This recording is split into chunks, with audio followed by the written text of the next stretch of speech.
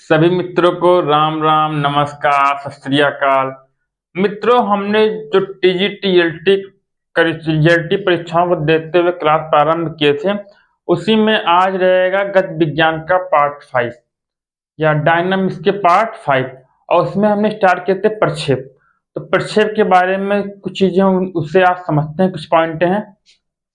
आगे की पॉइंट, इससे पहले वाली पॉइंट हमने अच्छे से समझा दिया था, आप प्रीवियस लेक्चर को जाके वहां से देख लीजिए। तो देखते हैं प्रक्षेप वेग के घटक। प्रक्षेप वेग के क्या क्या घटक होते हैं इसके बारे में देखते हैं। कहते हैं यदि किसी प्रक्षेप का प्रक्षेप वेग u, यदि किसी प्रक्षेप का, ये देखो एक प्रक्षेप है ना, ये देखो प्रक्षेप वेग, ये देखो यहां से यहां तक का प्रक्षेप वेग क्या रहेगा u, यहां से कोण क्या हो जाएगा अल्फा।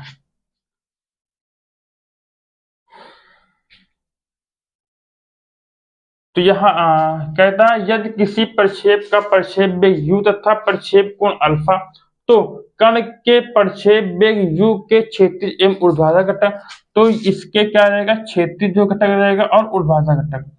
तो क्षैतिज और तो क्षैतिज इस साइड में, ऊर्ध्वाधर ऊपर, तो क्षैतिज और ऊर्ध्वाधर घटक u cos अल्फा, मतलब ये वाले क्या हो जाएंगे u cos अल्फा, और ये क्या हो जाएगा u sin अल्फा।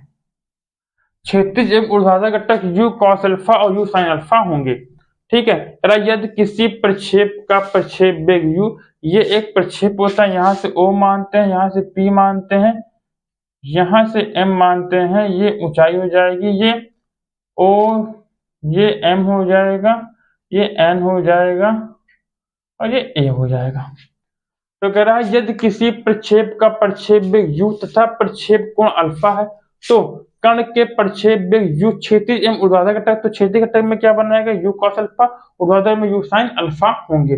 प्रारंभिक क्षैतिज वेग क्या होगा, प्रारंभिक क्षैतिज वेग u cos अल्फा क्या हो जाएगा u cos अल्फा, और ऊर्ध्वाधर क्षैतिज वेग क्या हो जाएगा u sin अल्फा।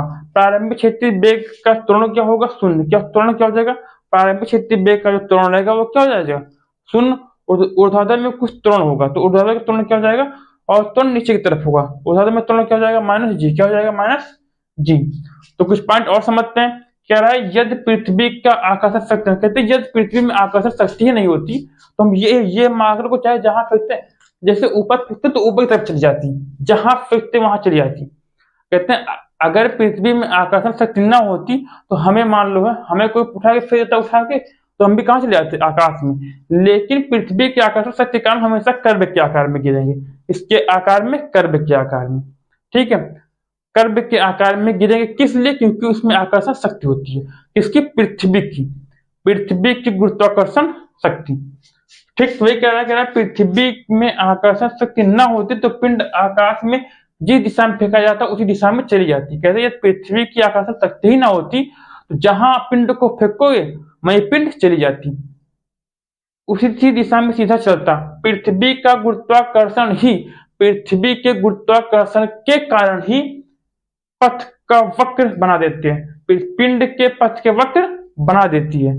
हमारे मान्यताओं के आधार पे हमने कुछ मान्यताएं मानी है, उसके आधार पे संपूर्ण गति कार्य में प्रक्षेप पर केवल एक ही बल काम करता है, वह केवल एक ही बल कार्य करता है और वह उसका स्वयं का भार होता है। कहते जो ये सारे क्रियाएं हैं उसमें केवल एक ही बल कार्य करता है, जो उसकी स्वयं की क्रियाएं होती हैं।